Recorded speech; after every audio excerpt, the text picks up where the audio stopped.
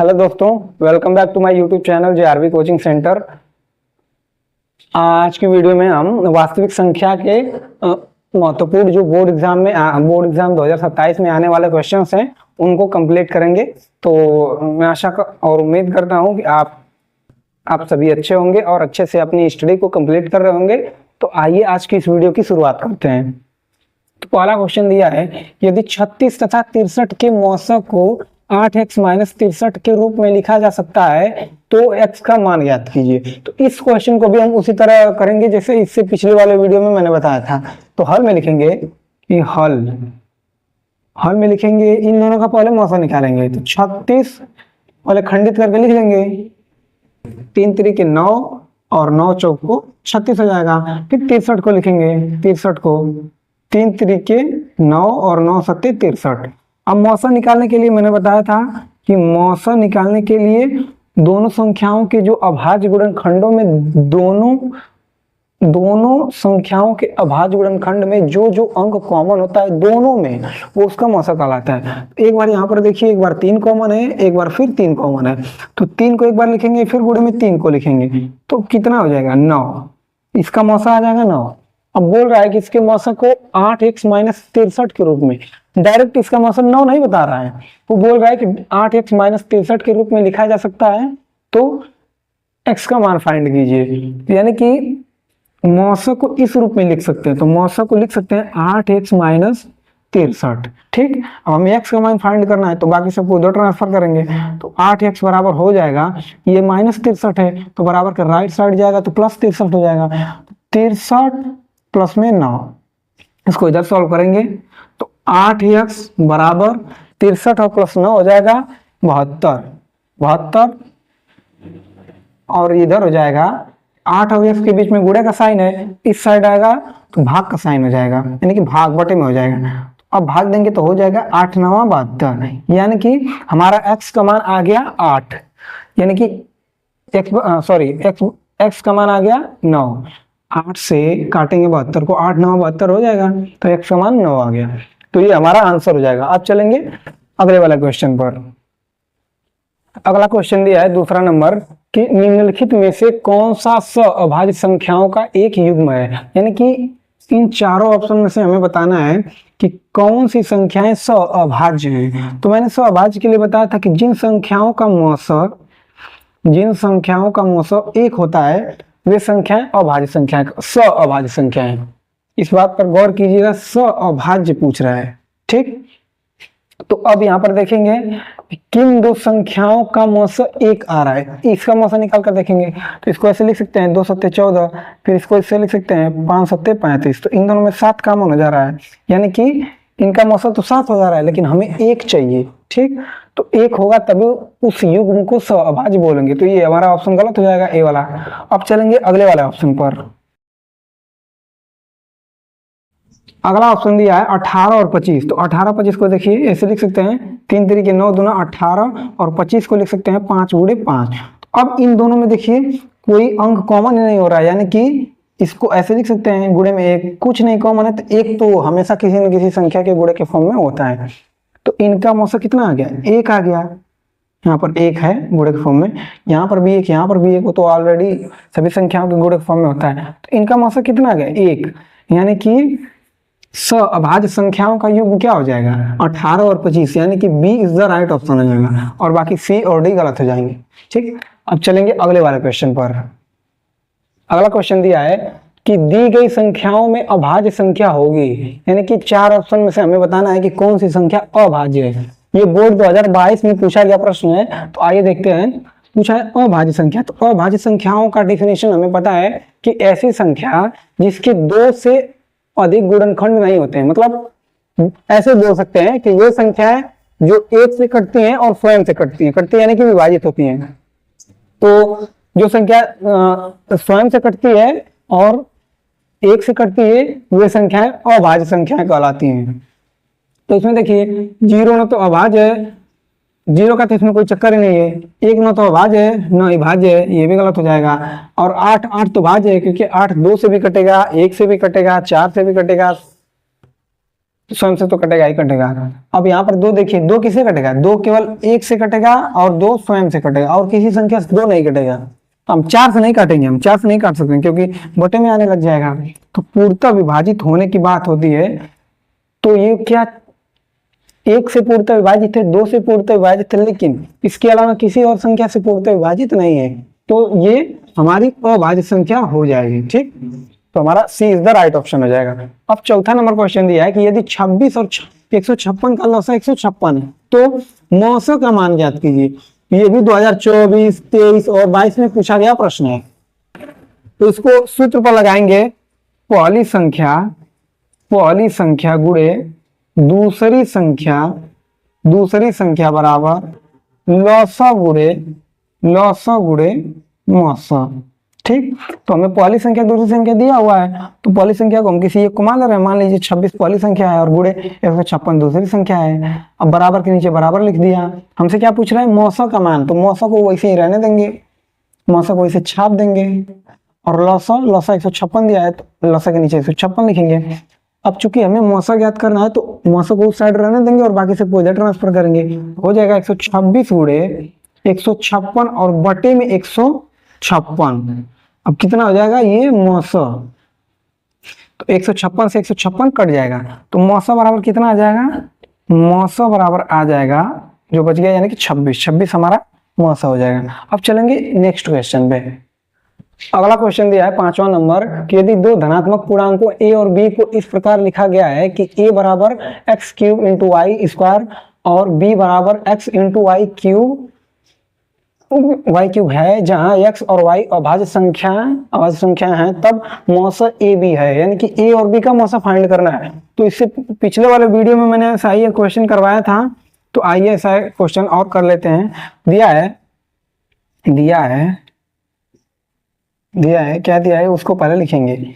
a बराबर x cube Y square और b बराबर क्या दिया है, एक्स वाई क्यूब। तो इन दोनों का मौसा निकालना है। तो मैंने बताया था मौसा के लिए इसको पहले अलग अलग करके लिखेंगे। तो एक्स क्यूब को ऐसे लिख सकते हैं कि एक्स गुणे एक्स ऐसा लिख लिया। वाई को कैसे लिख सकते हैं, गुणे में वाई गुणे वाई। ठीक, ऐसे लिख लिया। b बराबर एक्स गुणे वाई को लिखेंगे वाई गुणे वाई। ठीक, अब दोनों में देखिए क्या कॉमन मिल रहा है। इसमें यहाँ पर एक बार x कॉमन मिल गया, अब x कहीं कॉमन नहीं मिल रहा है, y कॉमन मिल रहा है। एक बार यहाँ पर y, एक बार यहाँ पर y, अब कहीं कॉमन ही नहीं है। तो यानी कि इनका मौसा हो जाएगा, मौसा बराबर एक बार x कॉमन मिल गया तो उसको एक बार लिख लेंगे, फिर गुणे के फॉर्म में। एक बार y है तो y को एक बार लिख लेंगे, फिर एक बार y है तो फिर गुणे के फॉर्म में y लिख लेंगे। यानी कि हमारा आंसर आ जाएगा x गुणे में x इंटू y का स्क्वायर, यानी कि ये हमारा मौसा निकल कर आ जाएगा। तो x इंटू वाई स्क्वायर हमारा आंसर हो जाएगा। अब चलेंगे नेक्स्ट क्वेश्चन पे। 6वां नंबर क्वेश्चन दिया गया है कि मौसा 2520 और 6600 यानी कि 6600 तथा लौसा इनका मौसा दिया है 40 और लौसा 2520 और 6600 का लौसा दिया है 252 गुणे में k है, तो k का मान याद कीजिए। तो इसे उसी वाले सूत्र पर लगाएंगे, हल में लिखेंगे कि पहली संख्या गुणे दूसरी संख्या बराबर लौसा गुणे में मौसा। ठीक ना, हो जाएगा। पहली संख्या किसी एक को मानेंगे, मैंने माना 2520 को पहली संख्या, गुणे में 6600 को दूसरी संख्या मान लिया, बराबर के नीचे बराबर लगा लिया। लौसा को मैंने लिख लिया 252 गुणे में k गुणे में मौसा कितना दिया है, 40 दिया है। अब हमें k का मान फाइंड करना है, तो बाकी सबको इधर ट्रांसफर करेंगे। 2520 लिख लेंगे, गुणे में 6600 को 6600 रहने देंगे, बराबर के नीचे बराबर, और इसको इधर ट्रांसफर करेंगे तो हो जाएगा 252 गुणे में 40।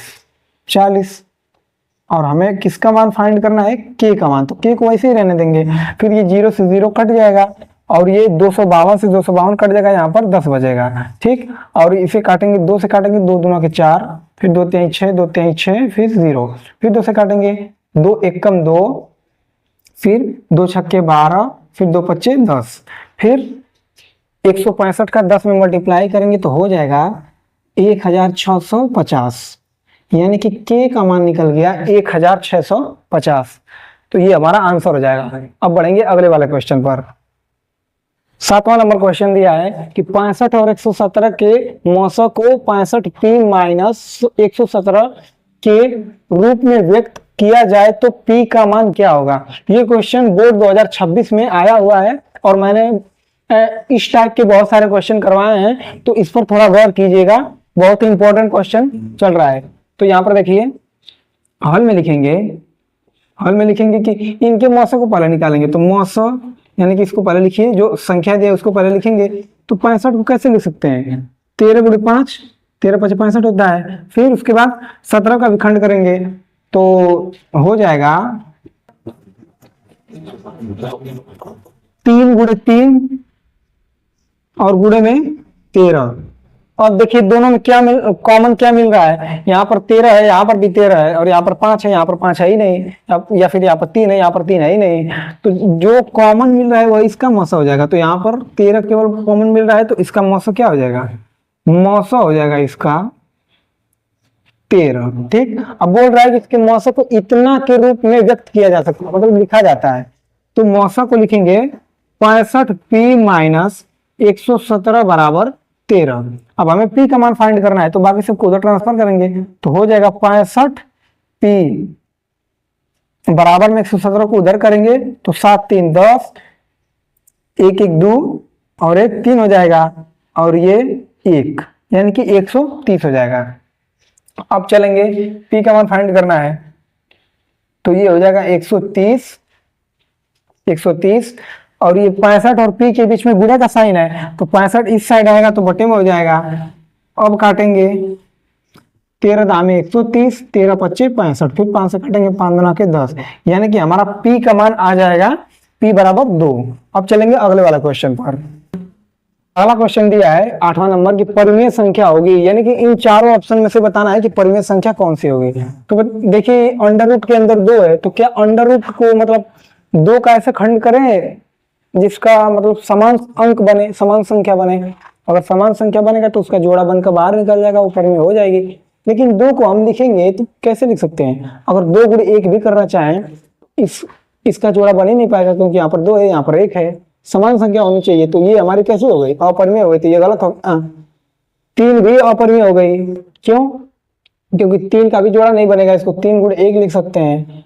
यहाँ पर 3 है, यहाँ पर 1 है, जोड़ा ही नहीं बन पा रहा है, और 7 का भी नहीं हो पाएगा। लेकिन 9 हो जाएगा, क्यों, क्योंकि 9 को हम ऐसे लिख सकते हैं 3 मल्टीप्लाई 3, और 3 3 का जोड़ा बन रहा है, 1 3 बाहर आ जाएगा। यानी कि उलझाने के लिए हमें 3 को डायरेक्ट 3 नहीं देकर वो अंडर रूट के अंदर 9 दिया है। ठीक, तो ऐसी बहुत सारी संख्याएं आपको मिलेंगी उलझाने के लिए, और आपसे पूछा जाएगा कि इसमें से परिमेय या फिर अपरिमेय कौन सी संख्या है, तो सी इज द राइट ऑप्शन हो जाएगा। अब 9वां क्वेश्चन दिया है कि एक शून्येतर परिमेय संख्या एवं अपरिमेय संख्या का भागफल होता है। ये बोर्ड 2023 में पूछा गया प्रश्न है। यानी कि शून्येतर का मतलब होता है कि नॉन जीरो, मतलब जीरो नहीं होनी चाहिए, जीरो को छोड़कर जितनी भी संख्या दिया, एक शून्येतर परिमेय संख्या, शून्येतर भी होनी चाहिए और परिमेय भी होनी चाहिए। तो जैसे मैंने लिखा शून्येतर परिमेय, तो जैसे मैंने लिखा 4, ये परिमेय है। ठीक, या फिर हम -4 ले सकते हैं, या फिर 4/3 ले सकते हैं, कुछ भी ले सकते हैं, बस जीरो नहीं होनी चाहिए। तो बोला एक शून्येतर परिमेय संख्या, तो हमने मान लिया -4 या फिर कुछ भी मान सकते हैं आप। परिमेय संख्या एवं अपरिमेय संख्या, तो अपरिमेय संख्या इनमें से देखिए कोई एक उठा लीजिए, क्योंकि हमें तो इस क्वेश्चन में पूछा था कि परिमेय संख्या होगी, परिमेय संख्या ये होगी, जो बच गई वो परिमेय संख्या नहीं है। अपरिमेय मतलब रूप में संख्याएं जो अधिकतर होती हैं, जिनका जोड़ा नहीं बन पाते हैं, वो परिमेय नहीं होती है, यानी कि अपरिमेय होती है। तो अपरिमेय मान लीजिए हम √3 या फिर 7 लेकर कोई भी कर सकते हैं। यह है का एवं अपरिमेय संख्या का भागफल कितना होता है, तो भागफल ये भी देखिए आप, ये पूरी की पूरी अपरिमेय संख्या है, क्योंकि आपके एनसीईआरटी प्रश्नावली में इस पर आधारित 2-4 क्वेश्चन दिए हैं और सिद्ध करने के लिए बोला है, जो कि मैं अगले वीडियो में कराऊंगा कि इनमें से मतलब सिद्ध कीजिए कि ये अपरिमेय संख्या है। ठीक, तो ये अभी क्या हो जाएगी, अपरिमेय संख्या हो जाएगी। इस हिसाब से हमारा राइट ऑप्शन बी हो जाएगा, यानी कि एक शून्येतर परिमेय संख्या एवं अपरिमेय संख्या का भागफल एक अपरिमेय संख्या होती है। ठीक, अब चलेंगे अगले क्वेश्चन पर 10 नंबर क्वेश्चन दिया है कि क्या किन्हीं दो संख्याओं का मौसा 18 और लसद 380 हो सकता है। और एक बात ध्यान दीजिएगा दोस्तों कि अगर बोर्ड एग्जाम में थोड़ा सा हार्ड प्रश्न बनाना होगा तो इसको मतलब ऐसा प्रश्न पूछा जा सकता है, क्योंकि एनसीईआरटी में शायद ही ऐसा कहीं प्रश्न दिया हो। तो आइए देखते हैं इसको कैसे हल करेंगे। कि पूछा है कि क्या किन्हीं दो संख्याओं का मौसा 18 और लसद 380 हो सकता है। तो इसके लिए आप याद रखिएगा कि यदि दो संख्याओं का हम लसा निकालें, ठीक, लसा जैसे मान लीजिए कोई संख्या 4 है और 8 है, अगर इनका हम लसा और मसा निकालना चाहे सपोज दैट, तो हमने इसका पहले अभाज्य गुणनखंड किया तो इसको लिख सकते हैं 2 दूना के 4 और इसको 2 दूना के 4 दूना के 8। तो इसका मौसा देखिए कितना आएगा, मौसा इसका आ जाएगा 4। दोनों में एक बार 2 कॉमन है, फिर एक बार 2 कॉमन, तो 2 का 2 आपस में मल्टीप्लाई होगा 4 आ जाएगा। और चूंकि अब लसा निकाल लीजिए एक बार, ये एग्जाम्पल ले रहा हूं मैं समझाने के लिए। और इसका लसा कितना हो जाएगा, जो मौसा आएगा उसको तो एक बार लिखेंगे ही, लेकिन जो अब नहीं कॉमन हो पा रहा है उसका भी आपस में मल्टीप्लाई कर देंगे, यानी कि इसका लसा 8 आ जाएगा। अब ध्यान देने वाली बात यह है कि जब भी लसा आएगी, मतलब लसा जो संख्याओं का जितनी भी संख्या उनका लसा आएगा वो हमेशा मौसा से बड़ा अंक आएगा, हमेशा मौसा छोटा अंक आएगा और लसा जो आएगा वो एक बड़ा अंक आएगा, ठीक। तो और एक बात और, जो मौसा होगा, मौसा वो लसा को पूरा पूरा भाग करेगा, यानी कि शेषफल कितना आएगा, शेषफल 0 आएगा, पूरा पूरा भाग करने का मतलब है। तो बस यही बात आपको याद रखना है कि यदि दो संख्याओं का लसा और मौसा दिया है, जैसे यहाँ पर दिया है क्या किन्हीं दो संख्याओं का मौसा 18 और लसा 380 हो सकता है, तो इसका एक ही जवाब है, यदि लसा को ऊपर रखेंगे मौसा को नीचे रखेंगे। क्यों, क्योंकि मैंने बताया था कि लसा और मौसा के आपस में कंपैरिजन करेंगे तो लसा हमेशा बड़ी संख्या होगी मौसा के कंपैरिजन में। हालांकि इन दोनों संख्याओं के लिए लसा तो सबसे छोटी संख्या है, ठीक, जो इन दोनों संख्याओं से विभाजित होगी, ठीक। और मौसा क्या है, वो बड़ी से बड़ी संख्या है जो इन दोनों संख्याओं को विभाजित करेगी, ठीक। लेकिन जब हम अलग लसा मौसा निकाल लेंगे तो लसा जो होगा ना वो मौसा से कहीं बड़ा अंक होगा, उसका अंक बड़ा होगा। तो जैसे यहाँ पर देखिए लसा 8 आया है और मौसा 4 आया है, इसमें 8 बड़ा है 4 छोटा है।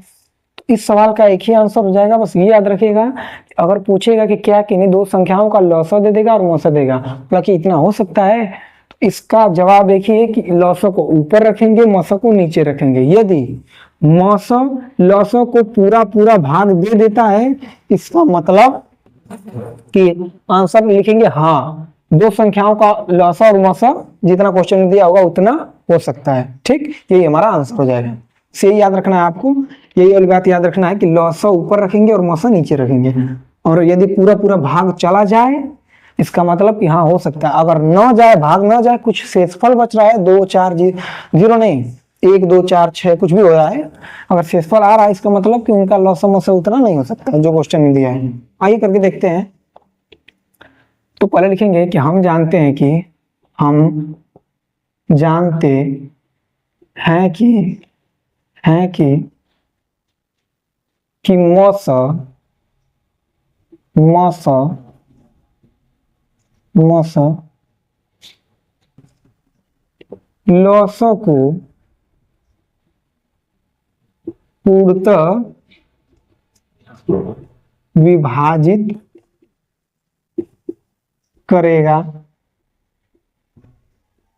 करेगा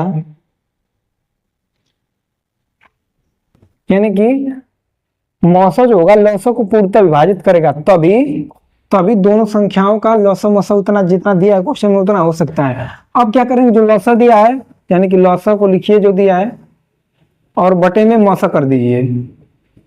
तो लसा कितना दिया है 380 दिया है और मौसा इनका कितना दिया है 18 दिया है। अब इसे काट कर छोटा करेंगे। अब देखेंगे क्या पूरा कट रहा है तो 2 से काटेंगे, 19 दूना के 38 हो जाएगा, फिर 2 9 18 हो जाएगा।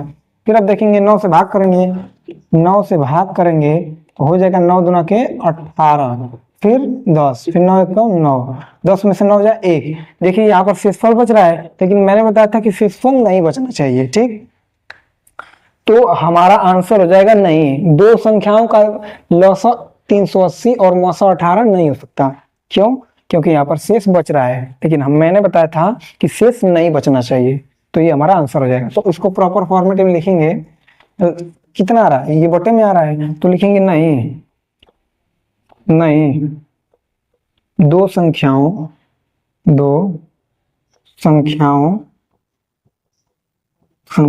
का लसा 380 व 918 नहीं हो सकता है, नहीं हो सकता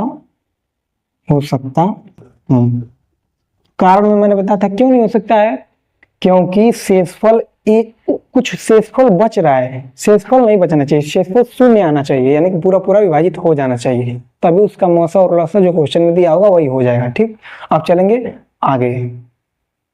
11 नंबर क्वेश्चन दिया है कि मौसा 48 और 144 बराबर 48 है, यानी कि 48 और 144 का मौसा 48 दिया है, तब लसा 48 और 144 का मान पूछ रहा है, यानी कि 48 और 144 का मौसा दे दिया है, अब इससे हमें लसा का मान पूछ रहा है। तो ऐसा ही सवाल मैंने अभी कुछ देर पहले कराया था, तो आप इसका आंसर और इस सवाल का आंसर और इस सवाल का आंसर, इन तीनों का आंसर टाइम स्टैम्प के साथ कमेंट बॉक्स में दीजिएगा। ठीक, और ये इस पर ध्यान दीजिएगा, दिया है संख्या 144 के अभाज्य गुणनखंड में अभाज्य गुणनखंडों की घातों का योग। तो ऐसा ही क्वेश्चन मैंने इससे पिछले वाले वीडियो में बताया था, इसको पहले अभाज्य गुणनखंड के रूप में कि गुणनफल के रूप में लिखना है, इसको पहले नॉर्मली लसा लेकर उसका अभाज्य गुणनखंड के रूप में लिखेंगे, और ध्यान रहे कि इसका अभाज्य गुणनखंड करते समय जितनी भी संख्याएं आएंगी वो सारी संख्याएं अभाज्य होनी चाहिए, क्योंकि यहाँ पर बोला ही है कि अभाज्य गुणनखंड, अभाज्य का मतलब होता है कि जितनी भी संख्याएं हैं सारी अभाज्य होनी चाहिए, उसमें एक भी संख्या भाज्य नहीं होनी चाहिए। तो इन तीनों सवालों का आंसर आप मुझे कमेंट बॉक्स में टाइम स्टैम्प के साथ बताइएगा, और आपको ये वीडियो कैसी लगी कमेंट बॉक्स में अपना रिव्यू जरूर दीजिएगा, और इस वीडियो को लाइक कीजिएगा, शेयर कीजिएगा अपने दोस्तों में, और हमारे चैनल को सब्सक्राइब कीजिएगा ताकि आगे ऐसे ही आपको रेगुलर वीडियो मिलती रहे। तब तक के लिए जय हिंद, जय भारत। Thanks for watching.